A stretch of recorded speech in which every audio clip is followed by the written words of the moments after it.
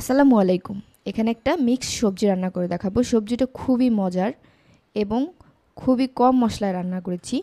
এখানে আমি কড়াইতে সামান্য তেল দিয়ে পেঁয়াজ কুচি দিয়ে এটাকে একটু নেড়ে চেড়ে ভেজে নেব। আমি এখানে তরকারি অনুযায়ী খুবই কম মশলা ব্যবহার করেছি এবং খুবই মজার ছিল তরকারিটা। বাসায় অবশ্যই এভাবে আপনারা রান্না করে দেখবেন, আশা করি ভালো লাগবে।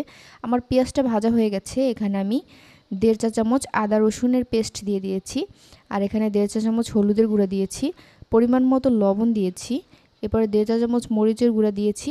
এখানে 1/2 চা চামচ আমি ভাজা জিরা গুঁড়া ব্যবহার করেছি, এটা একটা সেন্টের জন্য ব্যবহার করেছি। ভাজা জিরাটা দিলে খুব সুন্দর একটা ঘ্রাণ আসে তরকারিতে, তাহলে বাচ্চারাও খেতে পছন্দ করে। অনেক সময় বাচ্চারা এরকম কষিয়ে রান্না করলে খেতে চায় না, মানে সবজিগুলো ভেজে রান্না করলে ওরা বেশি পছন্দ করে, কিন্তু এই সেন্টটা যখন আসবে তখন খুব পছন্দ করে খাবে।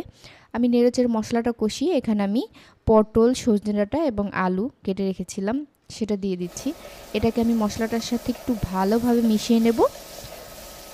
একটু ভালোভাবে কষাবেন। কষানোর পর এখানে আমি পরিমাণ মতো পানি দিয়ে দিচ্ছি, ঝোলের পানিটা। আপনারা যতটুক ঝোল খেতে চান তার চাইতে একটু বেশি পানি দেবেন, যেহেতু জালে একটু পানিটা কমবে আগুনের তাপে। এই পানিটা ফুটে উঠলে আমি এখানে রুই মাছ দিয়ে দিচ্ছি।